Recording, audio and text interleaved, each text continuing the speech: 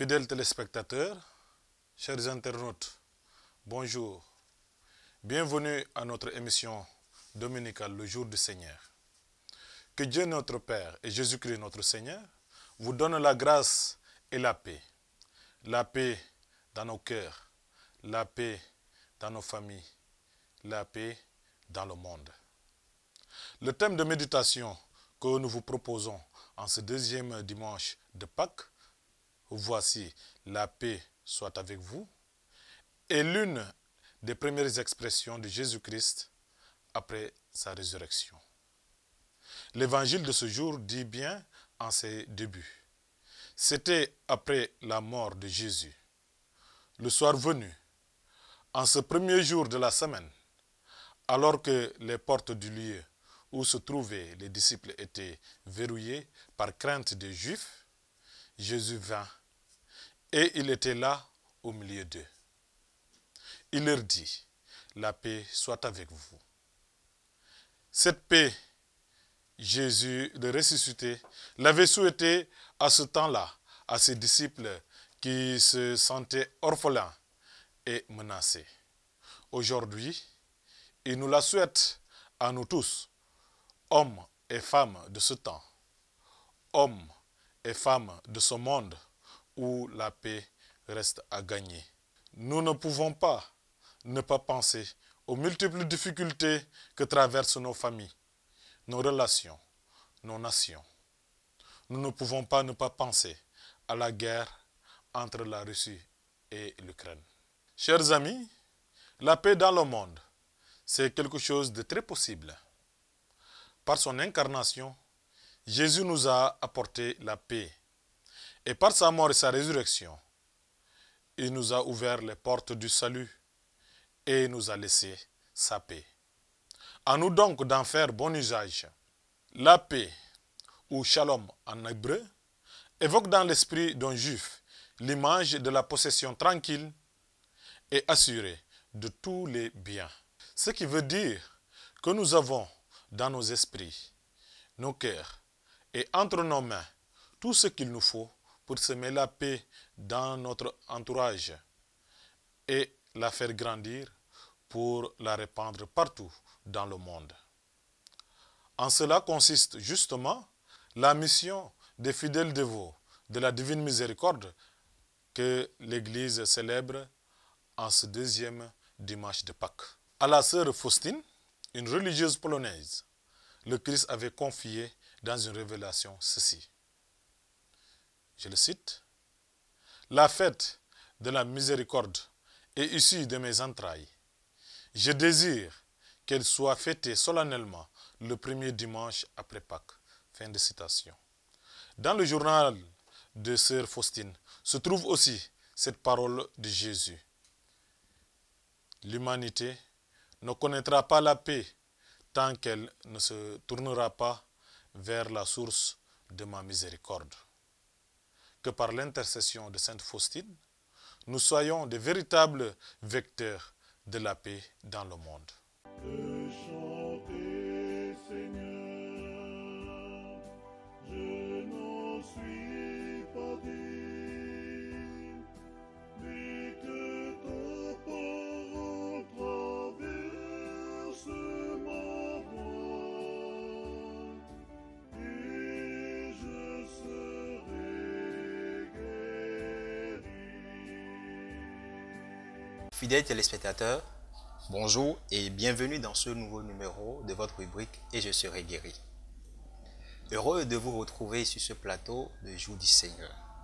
Dans le précédent numéro, nous avions abordé le cancer du sein, qui est le premier cancer de la femme dans le monde. Mais il y a aussi le cancer de la prostate chez l'homme, qui représente un véritable problème de santé publique. À partir d'un certain âge, tout homme est susceptible de faire un cancer de la prostate.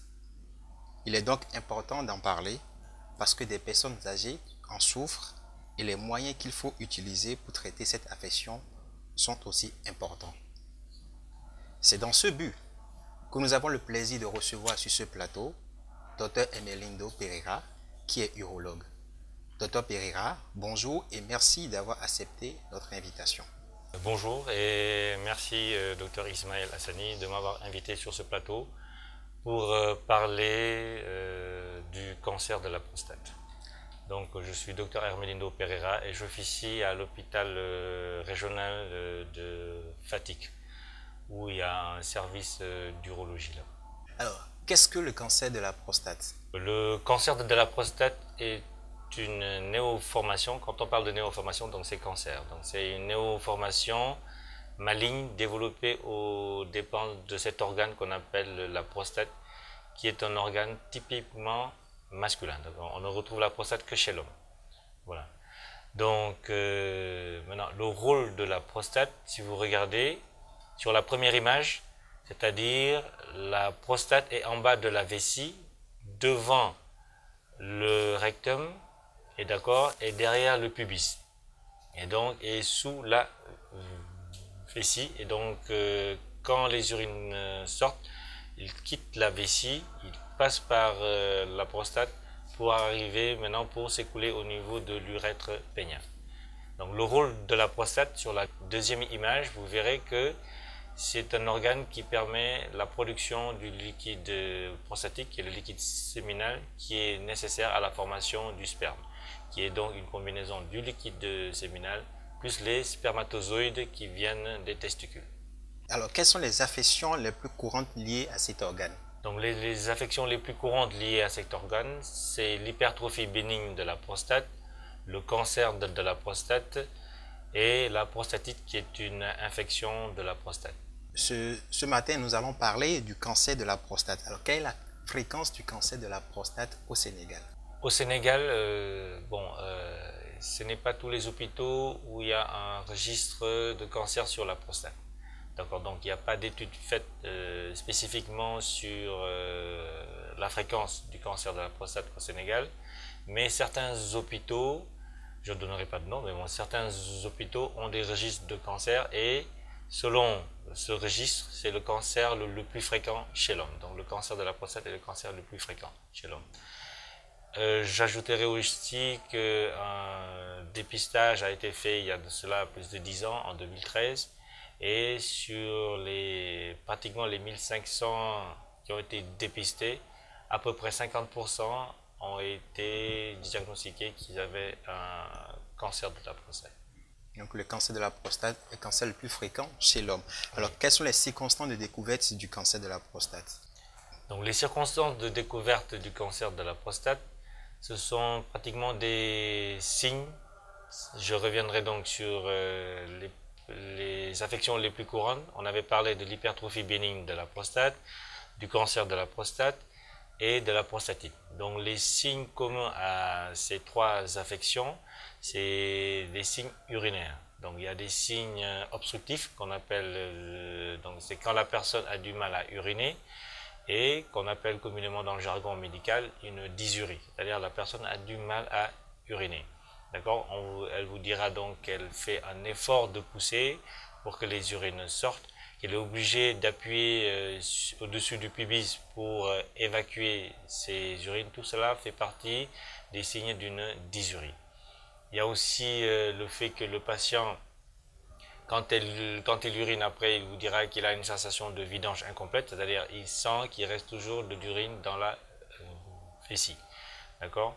Parmi autres, vous avez, à part les signes obstructifs, vous avez les signes irritatifs. Donc c'est la pollakiurie, c'est le fait d'uriner plusieurs fois. Donc l'intervalle entre deux mictions est d'1 heure environ. Donc maintenant la personne peut uriner plusieurs fois dans la journée, ou elle peut uriner aussi plusieurs fois dans la nuit. Donc ce qu'on appelle les levées nocturnes. Donc quand on pose à la personne combien de fois vous vous levez la nuit, si c'est au-delà de 2 à 3 fois, donc ça devient un problème et on l'intègre dans les signes. Donc à part les signes urinaires que je viens de citer, vous avez aussi des douleurs. Donc dans le cancer de la prostate, la personne peut ressentir des douleurs osseuses. Et c'est des douleurs qui interpellent. C'est-à-dire une personne âgée qui vient consulter et qui a des signes urinaires associés à une boiterie. C'est-à-dire, la boiterie, c'est quand la personne marche en boitant. Donc on peut penser parce que on se dira que peut-être il y a déjà une atteinte osseuse. Donc dans les autres signes, on peut retrouver aussi des douleurs osseuses. En résumé, quand vous présentez une dysurie, des difficultés à uriner, une pollakiurie, des urines fréquentes, et quand vous avez des urines nocturnes, quand vous avez envie d'uriner dans la nuit, il faudra vous rapprocher d'un urologue ou au moins un généraliste pour une consultation, parce que c'est des signes qui orientent vers une affection prostatique et c'est au médecin qui pourra faire la part des choses avec des examens un peu plus poussés. Ce qui m'amène à vous poser la question, comment le diagnostic du cancer est-il posé, du cancer de la prostate? Donc le diagnostic du cancer de la prostate repose déjà sur l'interrogatoire, c'est-à-dire rechercher les facteurs de risque. Voilà, donc c'est l'âge. Il faut savoir que l'âge est un facteur, est un élément important dans le diagnostic du cancer de la prostate, parce que bon, le diagnostic se fait à partir de 50 et plus. Donc il y a aussi le facteur ethnique, parce qu'on sait que le cancer de la... Ça c'est dans les facteurs de risque. Il y a l'âge, il y a les facteurs ethniques, il y a le facteur génétique et il y a les facteurs environnementaux. D'accord? Donc l'interrogatoire va reposer sur la recherche de ces différents facteurs de risque et l'examen clinique va reposer sur le toucher rectal qui permet d'apprécier donc la consistance, la surface et tout ça, ça permet aussi associé ensuite au dosage du taux de PSA. Donc le PSA est un antigène spécifique de l'épithélium de la prostate, mais pas du cancer de la prostate. Donc c'est même dans l'hypertrophie bénigne de la prostate, on peut trouver un taux élevé de PSA. Donc ce n'est pas typiquement relié au cancer de la prostate, je précise, car c'est un antigène que l'on retrouve qui est spécifique à l'épithélium prostatique. Maintenant, quand le taux de PSA est élevé, ça nous oriente à faire d'autres bilans, parmi lesquels la biopsie prostatique. Alors, je rappelle que le taux de PSA peut être dosé lors d'une prise de sang au laboratoire et que c'est une protéine qui est essentiellement fabriquée au niveau de la prostate. Exactement. La biopsie, elle consiste à introduire une aiguille fine au niveau de la prostate pour prélever des fragments à différents endroits. Et ceci dans le but d'être analysé par microscopie pour rechercher des cellules cancéreuses. Alors, est-ce qu'il y a des risques liés à la réalisation de cette biopsie? Oui, il y a des risques liés à la réalisation de cette biopsie, mais auparavant, il faudrait déjà rassurer le patient que c'est vrai que c'est un geste invasif, mais qui est nécessaire pour poser le diagnostic du cancer de la prostate. Donc, auparavant, il faudrait lui dire que ce qui est utilisé, c'est effectivement un anesthésique et voir s'il n'a pas des antécédents d'allergie à ce produit. Donc, il y a le risque allergique, il y a le risque infectieux et du fait que la biopsie se fait par le canal anal et on introduit donc l'aiguille par le canal anal pour aller prélever au niveau de la prostate. Donc, il y a ce risque infectieux aussi, mais qui est prévenu par l'administration d'une antibiothérapie la veille de l'acte qu'on devrait faire. Il y a aussi le risque hémorragique, mais on prévient le patient quand il voit du sang dans les urines de ne pas s'inquiéter, de boire énormément et si le sang persiste, de revenir nous consulter. Donc les trois risques sont le risque allergique, le risque infectieux et le risque hémorragique. Mais il ne faudrait pas avoir peur de faire cette biopsie parce qu'elle est très bien contrôlée et ça nous permet, nous, urologues, de poser le diagnostic du cancer de la prostate.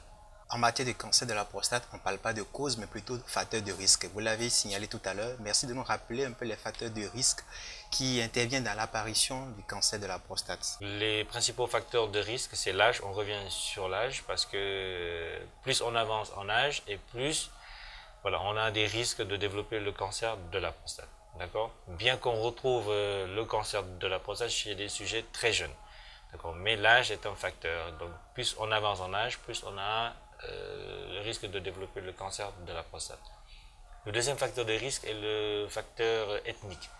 On retrouve donc le cancer de la prostate surtout chez les sujets de race noire. Donc je précise la population négro-africaine. D'accord? Donc c'est là où on retrouve le plus. Ce qui fait que le cancer de la prostate est plus fréquent en Afrique et que dans les autres pays. Et même aux États-Unis, on retrouve ce cancer qui est plus fréquent chez l'afro-américain que chez le sujet blanc. D'accord?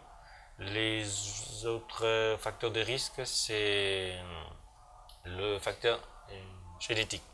C'est-à-dire que dans une même famille, quand l'ascendant, c'est-à-dire le papa ou le frère ou l'oncle a eu le cancer de la prostate, le risque de développer le cancer de la prostate est 2,5 fois plus élevé chez les petits-enfants ou les neveux et tout.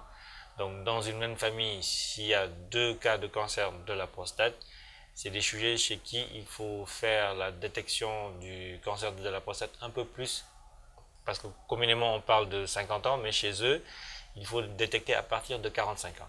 Ça, c'est très important. Chez les familles où il y a vraiment des antécédents de cancer de la prostate, il faut faire un toucher rectal et des taux de PSA afin d'être détecté, afin de faire le diagnostic du cancer de la prostate un peu plus précocement, ce qui permet une meilleure prise en charge.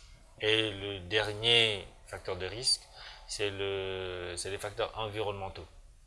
C'est-à-dire que les gens parlent de l'alimentation, oui. C'est-à-dire qu'il y a des études qui ont été faites et on a vu on a incriminé les facteurs environnementaux parce que on s'est dit qu'il y a des Chinois qui sont restés chez eux et qui ont développé moins de cancer que ceux qui ont émigré aux États-Unis. Donc il y avait une étude faite sur ces 2 cas de figure et on a trouvé qu'il y a plus de cancer de la prostate chez les Chinois qui ont émigré que ceux qui sont restés. Donc l'environnement joue énormément sur cela. On y reviendra un peu plus tard.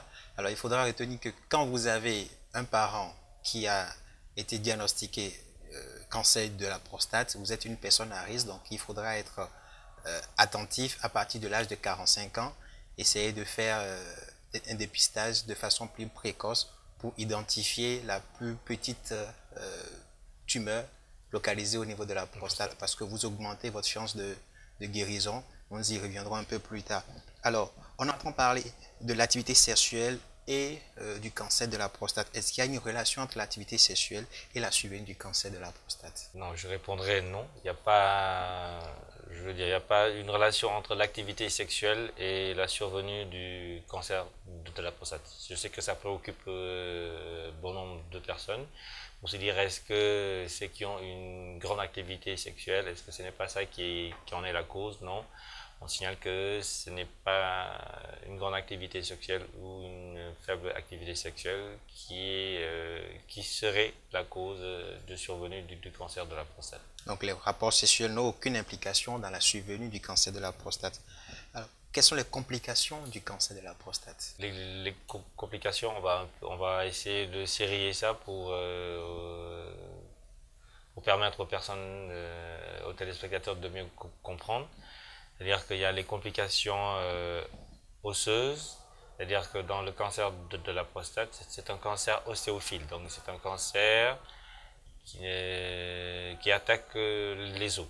Donc vous aurez des complications osseuses, et donc c'est les os qui sont atteints, et donc soit vous avez des fractures osseuses de survenue inopinée, soit vous avez des compressions au niveau vertébral, dû à des tassements vertébraux. Entre autres, vous avez aussi les complications infectieuses,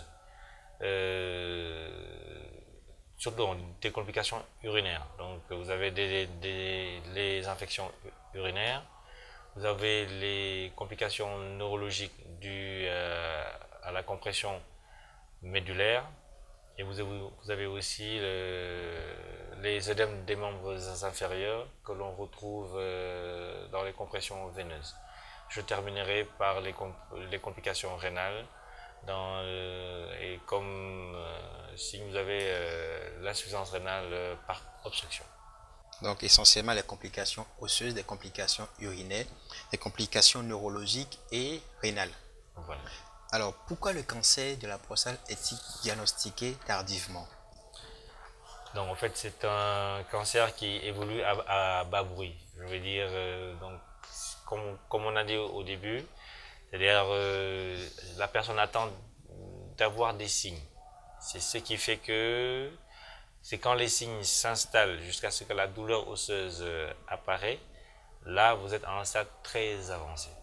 Or, il ne faut pas attendre d'avoir des signes urinaires ni des douleurs osseuses pour aller consulter. C'est le fait d'attendre que les signes s'installent et quand on va consulter, c'est déjà à un stade très tardif. Parce que le cancer de la prostate n'est pas un cancer qui survient de manière brutale. Non, il évolue à bas bruit, c'est un cancer insidieux. Et quand on découvre le cancer, eh bien, il est à un stade très avancé. Donc il faudrait vraiment, vous, docteur Assadi, inciter la population à consulter un peu plus tôt. Ce qui permet, s'il y a un cancer de la prostate, il est détecté précocement et la prise en charge, elle est bien faite. Donc dès que vous avez des symptômes d'alus prostatique, c'est-à-dire une dysurie, une pollakiurie, ou quand vous vous levez la nuit plusieurs fois pour uriner, n'hésitez pas à consulter un médecin. Alors, on a parlé tout à l'heure des affections liées à la prostate. Est-ce que toute augmentation du volume de la prostate est-elle un cancer? Non, non. Donc, c'est pas toute augmentation du volume de la prostate qui a, je veux dire, qui est un cancer de la prostate. Non, non. On a parlé d'autres affections. Vous avez la prostatite, qui est une infection de la prostate. On trouve dans la prostatite une augmentation du volume de la prostate. Et vous avez aussi l'hypertrophie bénigne de la prostate, qui est également une augmentation du volume de la prostate et qui n'a pas de rapport avec le cancer de la prostate. Donc ce n'est pas toute augmentation, non, non. Cette augmentation aussi peut amener à faire un bilan qui nous permettrait, nous, au décours de ce bilan, de poser le diagnostic de cancer de la prostate. Alors, est-ce qu'une hypertrophie bénigne de la prostate peut conduire à un cancer de la prostate? Non, l'hypertrophie bénigne de la prostate ne conduit pas à un cancer de la prostate. Par contre, l'hypertrophie bénigne de la prostate peut être associée à un cancer de la prostate. Parce que l'hypertrophie bénigne de la prostate se développe dans les parties internes de la prostate, alors que le cancer se développe à la partie périphérique de la prostate. Donc les deux peuvent être associés. Une hypertrophie bénigne de la prostate peut être associée à un cancer de la prostate. Mais l'hypertrophie bénigne de la prostate ne donnera pas un cancer de la prostate. Donc l'hypertrophie de la prostate n'est pas considérée comme un précurseur du cancer de la prostate et donc n'accroît pas le risque de cancer de la prostate, mais peut être associé à un cancer de la prostate. Oui. Alors, nous revenons au niveau de l'alimentation, des facteurs environnementaux que vous avez évoqués tout à l'heure. Vous avez dit que l'alimentation joue un rôle dans l'apparition du cancer de la prostate. Effectivement. Donc, comme j'ai dit, c'est-à-dire que c'est cette étude qui a permis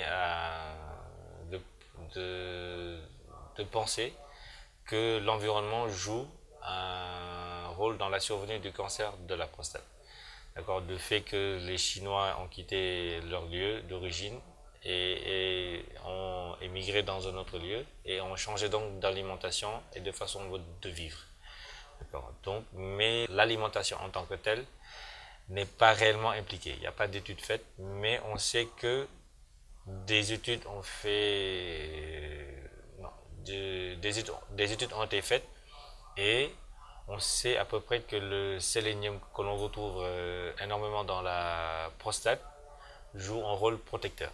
Donc, mais je veux dire, il n'y a pas de confirmation, je veux dire, mais on a suggéré de consommer beaucoup de tomates parce qu'il y a énormément de sélénium dans la tomate. Donc, ce serait effectivement quelque chose qui pourrait protéger contre le cancer de la prostate. Donc, en dehors de la consommation de tomates, quelles sont les mesures hygiéno-diététiques qui peuvent être recommandées? Les mesures diététiques, c'est de consommer moins de viande. C'est-à-dire que consommer moins de viande et beaucoup plus de poissons et de fruits. C'est-à-dire, même si vous consommez la viande, il faut la consommer le matin parce que la digestion de la viande, elle est très lente. Et donc, il y a énormément de facteurs dans cette digestion de la viande, ce qui fait qu'on demande de plus consommer de fruits et de poissons et de consommer aussi de la viande, je veux dire, mais moins de viande, plus de poissons et plus de fruits. Moins de viande, plus de poissons et de fruits. Oui. Alors, compte tenu de la fréquence élevée du cancer de la prostate et du diagnostic souvent tardif, la question que beaucoup de téléspectateurs se posent, peut-on guérir du cancer de la prostate? Effectivement, on peut guérir du cancer de la prostate. C'est pour cela que l'on invite les gens à consulter plus tôt. Plus tôt on consulte, plus tôt le diagnostic du cancer de la prostate est posé. Et donc cela nous permet, parmi les moyens thérapeutiques, d'indiquer le moyen thérapeutique qui permet de traiter le cancer de la prostate. Parce que quand vous venez à un stade tardif, il y a des moyens thérapeutiques, mais qui sont palliatifs. Ça veut dire que ça ne guérit pas. D'accord? Mais si vous venez tôt et que l'on voit que votre état permet de poser le moyen thérapeutique qu'il faut, vous pouvez guérir du cancer de la prostate. Quels sont les différents moyens thérapeutiques dont on dispose pour la prise en charge du cancer de la prostate? Parmi les différents moyens thérapeutiques, nous avons donc la chirurgie avec la prostatectomie radicale.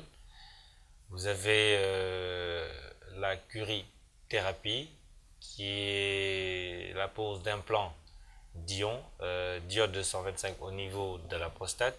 Vous avez aussi la radiothérapie externe, qui fait partie des moyens thérapeutiques.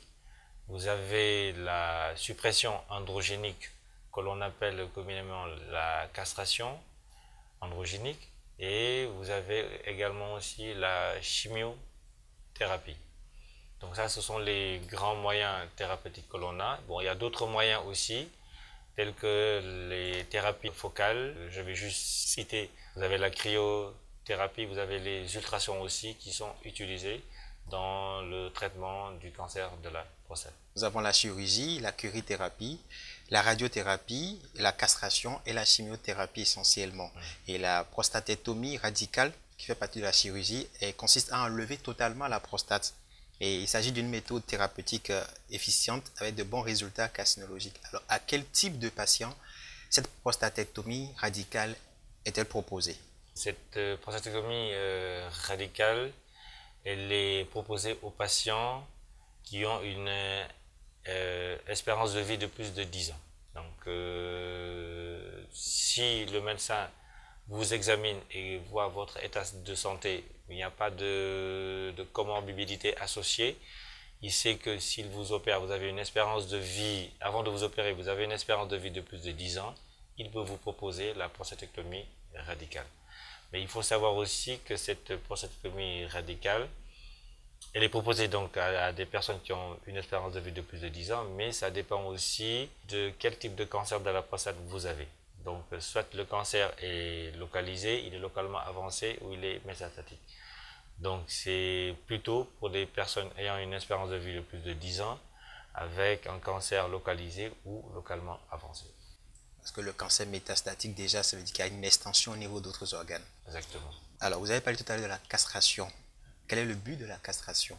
Donc, le but de la castration, donc la castration, c'est la suppression androgénique.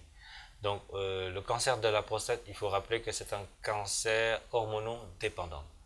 C'est-à-dire que c'est un cancer qui dépend d'une hormone et chez l'homme, ce cancer dépend de l'hormone sexuelle mâle qui est la testostérone. Donc, la castration en elle-même, c'est d'éliminer la production de testostérone. Parce que c'est la testostérone qui alimente ce cancer. Donc, quand on fait une castration, il y a deux types de castration. Il y a la castration chirurgicale, c'est d'opérer les testicules et d'enlever la pulpe testiculaire, d'où est produite la testostérone. Vous avez aussi la castration médicale, qui est le fait de donner des hormones qui permettent d'éliminer la production de testostérone. Existe-t-il un risque d'impuissance sexuelle après traitement du cancer de la prostate? Oui, effectivement, dans le cancer de la prostate, il existe un risque d'impuissance sexuelle qu'on appelle dans le jargon médical une dysfonction érectile. Donc il y a énormément de risques effectivement. Dans la prostatectomie radicale, c'est l'un des effets, des complications que l'on a fréquemment après prostatectomie radicale. Dans la suppression androgénique aussi également, donc vous avez une dysfonction érectile. De même que dans les autres, avec les autres moyens thérapeutiques, on peut effectivement avoir comme complication une impuissance sexuelle.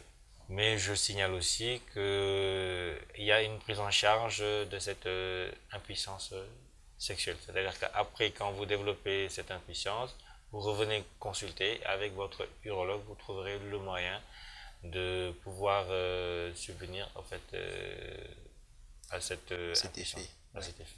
Alors, en dehors de la dysfonction érectile, quels sont les principaux effets secondaires du traitement du cancer de la prostate? Les principaux effets secondaires, donc vous avez donc l'impuissance sexuelle, vous avez l'incontinence urinaire que l'on a après une prostatectomie radicale.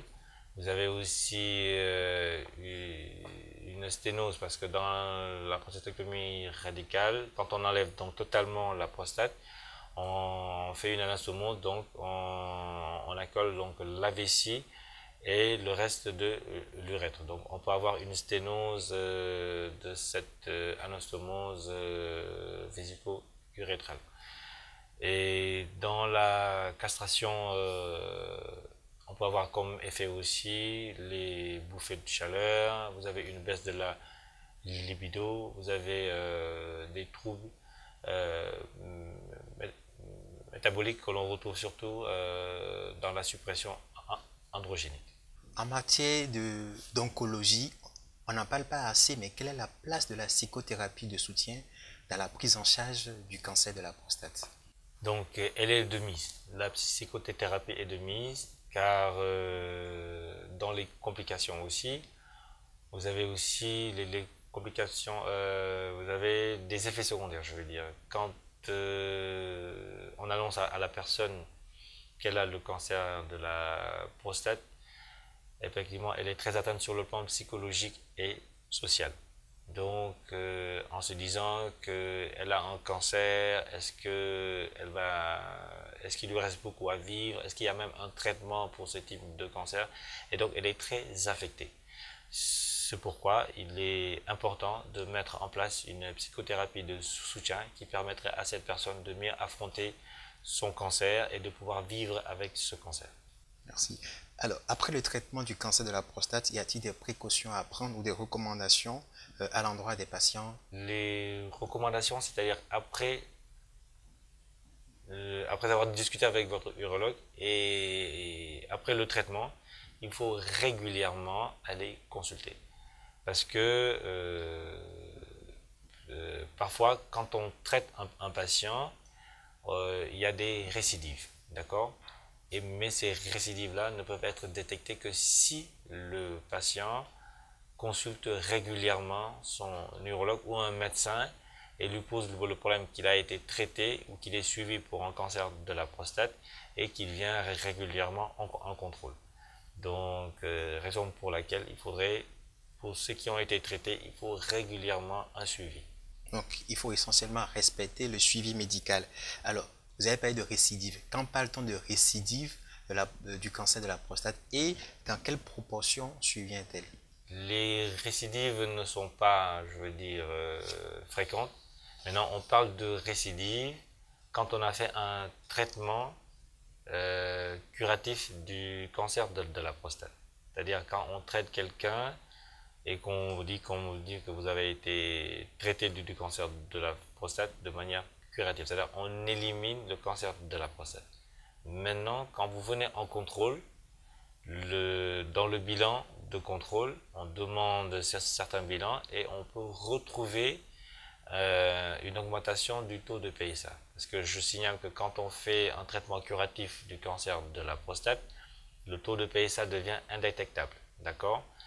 Et dès lors qu'il devient détectable, ça veut dire qu'il y a des zones encore qui n'ont pas été éliminées. Donc la récidive en tant que telle, c'est une persistance des cellules cancéreuses qui n'ont pas été éliminées complètement. Quelle est la conduite à tenir en cas de récidive du cancer de la prostate? En cas de récidive du cancer de la prostate, avec votre urologue, il va donc redemander un bilan pour essayer de voir effectivement est-ce que c'est la récidive au niveau local, comment elle se passe effectivement, et est-ce que le taux de PSA est très élevé. Mais sachez, je tiens à dire aussi qu'il y a une prise en charge de cette récidive. Donc parmi les moyens thérapeutiques qu'on avait cités, donc il y a des moyens thérapeutiques pour une récidive après traitement du cancer de la prostate.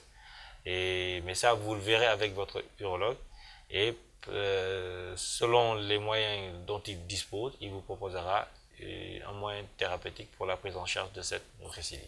Comment se déroule la prise en charge du cancer de la prostate en milieu hospitalier à Dakar?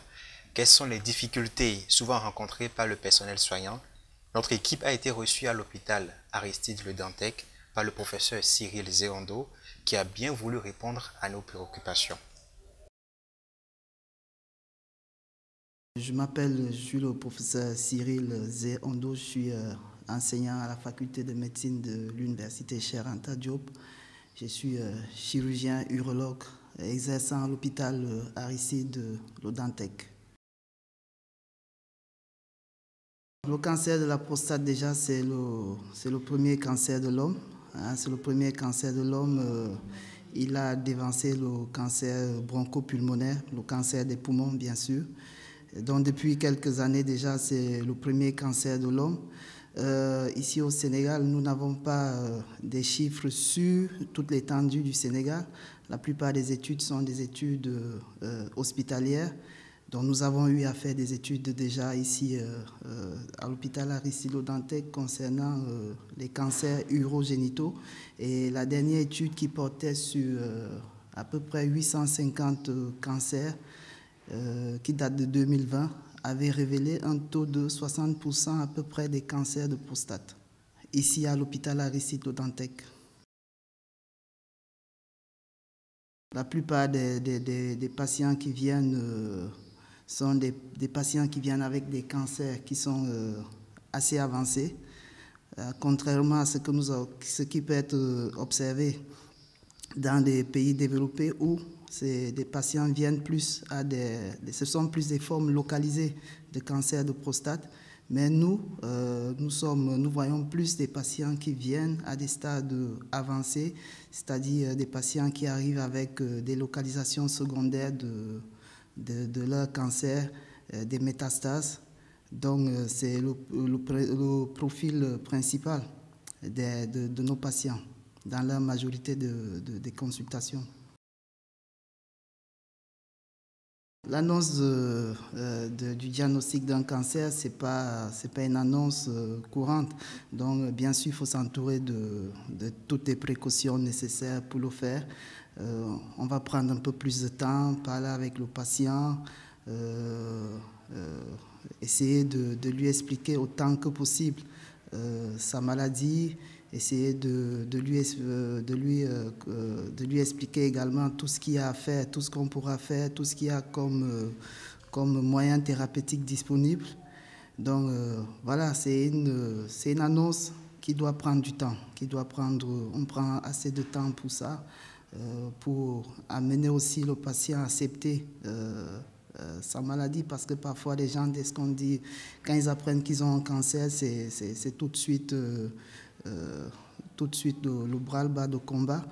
Mais voilà, nous accompagnons les patients, parce qu'il y a aussi un soutien psychologique qu'il faut faire, il faut un accompagnement, parce que c'est pas une annonce classique. Donc on prend du temps pour expliquer aux patients c'est quoi sa maladie, quelles sont les possibilités, et souvent nous laissons le temps aux patients de faire le choix sur les moyens thérapeutiques. parce que nous lui expliquons tout ce qu'il y a de disponible, aussi bien ici au Sénégal que dans le monde, et c'est aux patients de choisir. Et généralement, on donne du temps aux patients, au moins une semaine, d'aller réfléchir avant de venir nous proposer son choix. L'évolution sera bien sûr, sera fonction du profil de nos patients. Comme on l'a dit, la plus grande partie de nos patients sont vus à des formes de métastases. Donc, pour ce type de patients, on leur propose une suppression androgénique qui peut être médicale, qui peut être chirurgicale. Dans un premier temps, elle peut être aussi, si le cancer continue de progresser, on peut leur proposer, il y a la chimiothérapie, il y a des nouvelles hormonothérapies qui ont l'inconvénient d'être assez chères pour nos patients, pour le type de patients que nous voyons. Ça, c'est pour les cancers qui sont avancés, métastatiques. Maintenant, pour les autres patients qui viennent consulter tôt, parce que c'est l'avantage du cancer de la prostate, c'est que c'est un cancer, s'il est détecté tôt, on peut le guérir. Et pour ces patients, nous sommes suffisamment armés, parce que comme moyen thérapeutique, il y a la chirurgie, il y a la prostatectomie radicale qui est pratiquée au Sénégal depuis de nombreuses années. Et notre hôpital fait partie des hôpitaux qui pratiquent assez couramment cette chirurgie. En dehors de ce traitement chirurgical, depuis quelques années déjà, il y a la radiothérapie également qui est disponible au Sénégal. Notamment, il y a l'hôpital le Dantec et également l'hôpital Daladja, sans oublier aussi des structures privées. Donc ça veut dire que nous ne sommes pas désarmés devant le cancer de prostate si il est détecté tôt. Si les patients sont vus tôt, suffisamment tôt, on peut régler leurs problèmes, on peut les guérir. Les difficultés que nous rencontrons, parce que chaque hôpital a ses particularités. Nous, ici à l'hôpital Aristide Le Dantec, nous voyons beaucoup de nos patients sont des patients démunis. Sont des patients démunis qui doivent prendre eux-mêmes en charge leurs soins. C'est des patients parfois qui ne travaillent pas, qui sont peut-être aidés par des gens, ou bien aussi même qui n'ont pas d'aide. Donc il y a déjà ce facteur de moyens qui fait défaut. Donc c'est essentiellement ça surtout la prise en charge diagnostique. À titre d'illustration, il y a des patients que vous pouvez voir lors de la première consultation, vous les voyez, et ces patients, ils ne seront opérés, ils ne seront pris en charge que 2 ans plus tard. Tout simplement parce que le temps de faire les examens complémentaires pour confirmer ce diagnostic, il faut qu'ils cherchent des moyens qui ne sont pas toujours disponibles et ça fait traîner les choses. Donc c'est essentiellement les moyens, le principal problème c'est un problème de moyens, des difficultés, les patients que nous voyons. Remerciements et encouragements au professeur Cyril Zérondo ainsi qu'à toute l'équipe du service d'urologie de l'hôpital Aristide Le Dantec. À tous ceux qui souffrent du cancer de la prostate, nous leur témoignons notre soutien. La foi à l'épreuve de la maladie. Lorsqu'il survient, le cancer ébranle, voire révolte les croyants qui font l'expérience de leur fragilité, mais elle peut aussi les conduire à se rapprocher de Dieu. Dr Pereira, quel était le ressenti de vos patients chrétiens à l'annonce du diagnostic de cancer de la prostate et tout au long de la prise en charge? Merci encore, Dr Hassani. Donc, nos patients chrétiens, c'est-à-dire comme tout autre patient, je veux dire, mais par rapport aux patients chrétiens, je veux dire, quand ils reçoivent l'annonce du diagnostic qu'ils ont le cancer de la prostate, ils ont deux réactions. C'est-à-dire, déjà sur le plan humain, comme toute personne, quand ils accueillent cette information, ils sont ébranlés. C'est-à-dire, ils sont ébranlés de l'annonce et donc ils se disent que est-ce qu'ils vont vivre, et si oui même, est-ce que c'est sur une longue période, est-ce qu'il y a un traitement. Donc tout ça fait que la personne, sur le plan humain, elle est très ébranlée. D'accord? Mais ultérieurement, avec les consultations qui se poursuivent avec le médecin traitant, vous venez à voir que cette personne a pu intégrer sa foi. C'est-à-dire qu'elle a, dans la prise en charge de son cancer. C'est-à-dire que c'est sur le plan maintenant spirituel qu'elle commence à pouvoir supporter cette information-là et qu'elle peut vivre avec ce cancer qui, encore une fois, peut être traité. Donc, sur deux plans, c'est-à-dire il y a le plan humain et il y a le plan de la foi. Et je peux dire qu'effectivement, toute maladie telle que le cancer peut amener la personne à flancher au départ parce qu'elle s'est dit qu'il n'y a pas de traitement et que c'est un cancer, mais après à se rapprocher de Dieu parce qu'elle s'est dit que spirituellement, il peut y avoir des miracles et que notre Seigneur, notre Dieu, peut le guérir de ce cancer. Le cancer de la prostate est le cancer le plus fréquent chez l'homme à partir d'un certain âge. Alors, comment prévenir le cancer de la prostate? La prévention du cancer de la prostate, il n'y a pas en tant que tel une prévention. Donc, il faut surtout amener la population à se faire dépister très tôt. À se faire dépister très tôt, ce qui permet encore une fois de diagnostiquer très tôt le cancer de la prostate et de pouvoir en faire une excellente prise en charge. Mais en tant que tel, il n'y a pas une prévention du cancer de la prostate. Alors, plus tôt il est dépisté, mieux c'est. Le dépistage du cancer de la prostate est donc préconisé. Et à quelle fréquence et à partir de quel âge? Donc, le dépistage est préconisé à partir de 50 ans jusqu'à 75 ans. Donc, mais pour les personnes qui ont des ascendants qui ont eu le cancer de la prostate, il est recommandé de se faire dépister à partir de 45 ans. Mais sinon, à partir de 50 jusqu'à 75 ans, on peut faire le dépistage du cancer de la prostate. Fidèles téléspectateurs, le temps qui nous est imparti tire vers sa fin. Dr Pereira, merci pour votre disponibilité et pour votre contribution. Je vous laisse la parole pour votre mot de fin. Encore une fois, je remercie le docteur Hassani de m'avoir invité sur ce plateau pour m'entretenir avec les téléspectateurs sur cette maladie qui est le cancer de la prostate.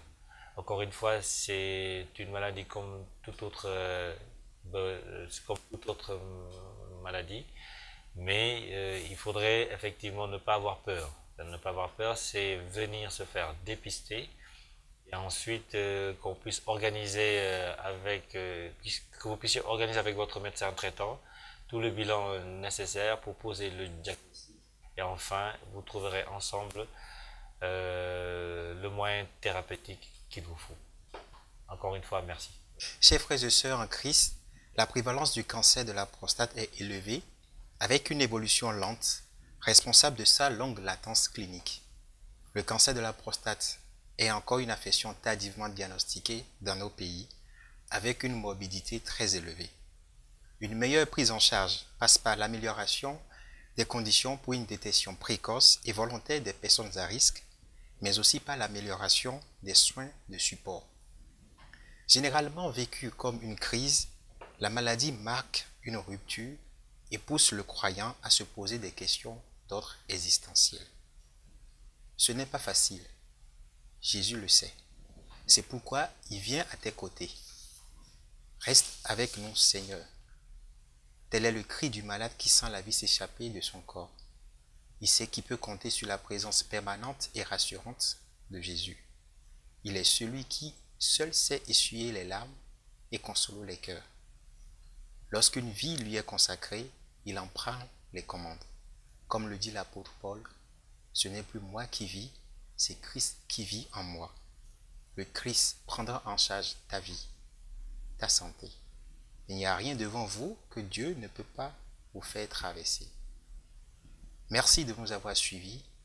Merci à nos intervenants. Merci à toute l'équipe d'Oficom. Bon dimanche et à bientôt. Nous voici, chers amis, à la fin de notre émission. Je voudrais, avec vous, prier avec ces paroles de Jean-Claude Gianada, qui prie pour la paix. Vienne la colombe et son rameau d'olivier, dans nos cœurs et dans ce monde où la paix reste à gagner. Nous vous souhaitons un bon dimanche et une sainte semaine dans le Christ. Paix à vous.